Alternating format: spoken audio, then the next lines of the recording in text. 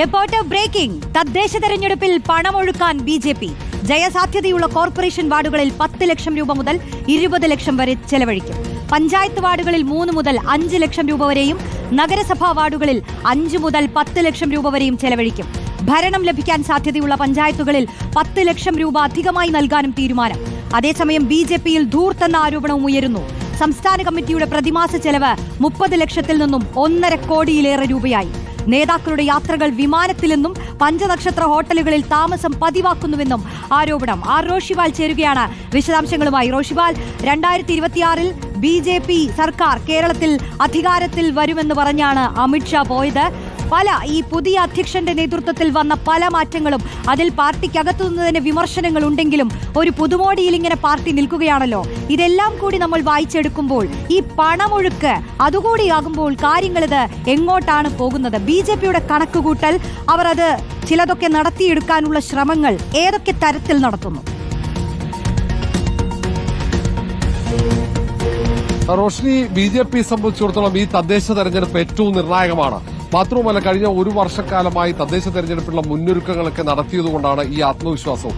അതുകൊണ്ടാണ് ഈ തവണ കോർപ്പറേഷനിലും അതുപോലെ പഞ്ചായത്തിലും നഗരസഭയിലുമൊക്കെ ഓരോ വിജയസാധ്യതയുള്ള സ്ഥലങ്ങളിൽ കൂടുതൽ പണം ഒഴുക്കാനുള്ള ഒരു തീരുമാനം ബി.ജെ.പി. സംസ്ഥാന നേതൃത്വം എടുത്തിരിക്കുന്നത്. വലിയ തുകയാണ്, ലക്ഷക്കണക്കിന് രൂപയാണ് ഓരോ വാർഡുകളിലേക്കും പ്രചാരണത്തിന് വേണ്ടി ബി.ജെ.പി. നേതൃത്വം നൽകാൻ തീരുമാനിച്ചിരിക്കുന്നത്. മാത്രവുമല്ല, മുഴുവൻ സമയം പ്രവർത്തിക്കാൻ വേണ്ടി പ്രതിമാസം 30,000 രൂപ വെച്ച് ഓരോ മേഖലയിലും പ്രധാന പ്രവർത്തകരെ നിയോഗിക്കുന്നുമുണ്ട്. അവർക്കാണ് അവിടെയുള്ള പ്രവർത്തനങ്ങൾ ഏകോപിപ്പിക്കാനുള്ള ചുമതല. ഓരോ വാർഡിനും പണം നൽകുന്നു. ഓരോ പഞ്ചായത്തിലും വിജയസാധ്യതയുണ്ടെങ്കിൽ ആ പഞ്ചായത്തിന് കൂടുതൽ പണമായി 10 ലക്ഷം രൂപ നൽകും. അങ്ങനെ 5 മുതൽ 20 ലക്ഷം രൂപ വരെയാണ് ഓരോ വാർഡിലും നൽകാൻ വേണ്ടി ബി.ജെ.പി. സംസ്ഥാന നേതൃത്വം തീരുമാനമെടുത്തിരിക്കുന്നത്. അതിനിടയിൽ സംസ്ഥാന കമ്മിറ്റി ഓഫീസിലെ ചിലവ് ഏതാണ്ട് 30 ലക്ഷത്തിൽ നിന്നും 1.5 കോടിയിലേക്ക് ഉയർന്നു എന്ന ആരോപണം രാജീവ് ചന്ദ്രശേഖരന്റെ എതിർവിഭാഗം ഉയർത്തുന്നുണ്ട്. ധൂർത്താണ് ബി.ജെ.പിയിൽ നടക്കുന്ന ആക്ഷേപമാണ് അവർ ഉയർത്തുന്നത്. ആഡംബര ഹോട്ടലുകളിലും അതേപോലെ വിമാനത്തിൽ യാത്ര ചെയ്യുന്നു അടക്കമുള്ള ആക്ഷേപങ്ങൾ ഒരു ഭാഗത്തുണ്ട്. എന്നാൽ പോലും ബി.ജെ.പി. സംസ്ഥാന നേതൃത്വം ഇപ്പോഴും കണക്കൂട്ടുന്നത് പണം ഇറക്കി ഓരോ തദ്ദേശ സ്വയംഭരണ സ്ഥാപനങ്ങളിലും മുന്നേറ്റമുണ്ടാക്കാൻ കഴിയും. അവിടെ ആവശ്യത്തിന് പ്രചാരണം നടത്താനുള്ള പണം ബി.ജെ.പി. സംസ്ഥാന നേതൃത്വം തന്നെ നൽകും. പ്രാദേശിക നേതൃത്വങ്ങൾ പണം കണ്ടെത്തേണ്ടി വരില്ല എന്നതാണ് ഏറ്റവും പ്രധാനപ്പെട്ട കാര്യം. അവർ പ്രവർത്തിച്ചാൽ മതി, പണം സംസ്ഥാന നേതൃത്വം നൽകും. അവർ അവിടെ വിജയം കൈവരിച്ചാൽ മതി, മുന്നേറ്റമുണ്ടാക്കിയാൽ മതി. ആ പ്രവർത്തനം വോട്ട് പിടിക്കുക എന്ന ഉത്തരവാദിത്തം മാത്രമായിരിക്കും പ്രാദേശിക നേതൃത്വങ്ങൾക്ക് ഉണ്ടാവുക. മറ്റെല്ലാ കാര്യങ്ങളും സംസ്ഥാന നേതൃത്വം നൽകുമെന്നതാണ് ഇതിലൂടെ നമുക്ക് മനസ്സിലാക്കാൻ കഴിയുക. ഏതായാലും വലിയ മുന്നേറ്റം ഈ തവണ തദ്ദേശ തെരഞ്ഞെടുപ്പിൽ ഉണ്ടാക്കുമെന്ന ഉറപ്പ് രാജീവ് ചന്ദ്രശേഖർ ദേശീയ നേതൃത്വത്തിന് ഇതിനോടകം തന്നെ നൽകി കഴിഞ്ഞു. പക്ഷെ അതിനുള്ള പ്രവർത്തനങ്ങളൊക്കെ തുടങ്ങിക്കഴിഞ്ഞു എന്ന് കൂടി അറിയണം. കാരണം ഈ തദ്ദേശ തെരഞ്ഞെടുപ്പിലടക്കം 25% വോട്ട് ബി.ജെ.പി. നേടുമെന്നൊക്കെയാണ് പറയുന്നത്. അപ്പോൾ പാർട്ടിക്കകത്തു നിന്ന് തന്നെ ആ ഒരു ആത്മവിശ്വാസം അതെങ്ങനെ ഉണ്ടാകുന്നു?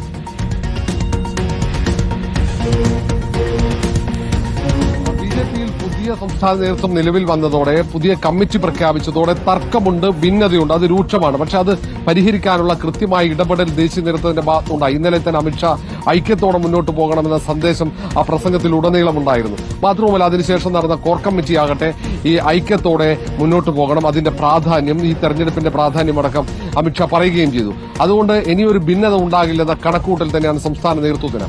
പക്ഷേ എത്രത്തോളം ഇത് കൃത്യമായൊരു ഫലം ഉണ്ടാക്കും? ഇത്രയും കാലം നടത്തിയ വർക്ക് നേരത്തെ കെ സുരേന്ദ്രൻ സംസ്ഥാന അധ്യക്ഷനായിരിക്കെ പ്രാദേശിക തലങ്ങളിൽ ഓരോ വാർഡുകൾക്ക് ചുമതല, ഒരു നിശ്ചിത വാർഡുകളിലെ ചുമതല പ്രധാനപ്പെട്ട നേതാക്കൾക്ക് അവർ കൃത്യമായി അവലോകനം നടത്തി തദ്ദേശ തെരഞ്ഞെടുപ്പിന്റെ മുന്നൊരുക്കം പുരോഗമിച്ചതാണ്. അതിനിടയിലാണ് രാജീവ് ചന്ദ്രശേഖർ സംസ്ഥാന അധ്യക്ഷനായി ചുമതല ഏറ്റെടുത്തത്. അപ്പോൾ പുതിയ കമ്മിറ്റിയെ സംബന്ധിച്ചിടത്തോളം സാമൂഹ്യ മാധ്യമങ്ങളിലടക്കം വലിയ പ്രചാരണം നടത്താൻ ഏതാണ്ട് 100-ലേറെ പുതിയ ആളുകളെ, അത് പ്രൊഫഷണൽസാണ്, അവരെ വലിയ തുക ശമ്പളത്തിന് നിയോഗിച്ചിട്ടുണ്ട്. അവരാണ് സാമൂഹ്യ മാധ്യമങ്ങളിൽ തദ്ദേശ തെരഞ്ഞെടുപ്പിലും നിയമസഭാ തെരഞ്ഞെടുപ്പിലും എന്താണ് രാഷ്ട്രീയ അജണ്ട എന്ന് തീരുമാനിക്കുന്നത്.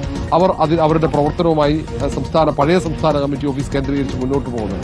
അങ്ങനെ എല്ലാ തരത്തിലും മുന്നേറ്റമുണ്ടാക്കാൻ ഈ തവണ തെരഞ്ഞെടുപ്പിൽ കഴിയുമെന്ന് തന്നെയാണ് കണക്കുകൂട്ടൽ. ഇനി വോട്ട് ഒരു ത്രികോണ മത്സരം, ഏതാണ്ട് ഭൂരിഭാഗം തദ്ദേശ സ്വയംഭരണ സ്ഥാപനങ്ങളിലും വാശിയേറിയ ത്രികോണ മത്സരം സംഘടിപ്പിക്കുക, അങ്ങനെ സാധ്യത ഉണ്ടാക്കുക എന്ന് തന്നെയാണ് ബി.ജെ.പിയുടെ തീരുമാനം. എല്ലായിടത്തും മത്സരിക്കും, പരമാവധി സ്ഥലങ്ങൾ വിജയിക്കുക. ഈ തദ്ദേശ തെരഞ്ഞെടുപ്പിൽ വിജയം കൈവരിച്ചാൽ നിയമസഭാ തെരഞ്ഞെടുപ്പിൽ അത് പ്രതിഫലിക്കും എന്ന് തന്നെയാണ് സംസ്ഥാന ദേശീയ നേതൃത്വത്തിന്റെ കണക്കൂട്ടൽ. അതുകൊണ്ട് ഈ തെരഞ്ഞെടുപ്പിന് വലിയ പ്രാധാന്യം ബി.ജെ.പി. ദേശീയ നേതൃത്വം കൽപ്പിക്കുന്നത്. ഇന്നലെ തദ്ദേശ തെരഞ്ഞെടുപ്പ് പ്രചാരണത്തിന് തുടക്കം കുറിക്കാൻ ആഭ്യന്തരമന്ത്രി അമിത്ഷാ വന്നതിന്റെയും കാരണം മറ്റൊന്നല്ല. റോഷ്നി. ഓക്കെ, എന്തായാലും കേരളം പോലൊരു ഇടത്ത് തെരഞ്ഞെടുപ്പുകളൊക്കെ മുന്നിൽ കണ്ട് BJP ഇങ്ങനെ നീങ്ങുമ്പോൾ ഈ പണമൊക്കെ ഒഴുക്കുമ്പോൾ ഈ ഒഴുക്കിയ പണമൊക്കെ വെറുതെയാകുമോ അതോ ഫലം കാണുമോ എന്നുള്ളതൊക്കെ നമുക്ക് കാത്തിരുന്നു തന്നെ കാണാം. റോഷിബാലാണ് വിശദാംശങ്ങൾ നൽകിയത്.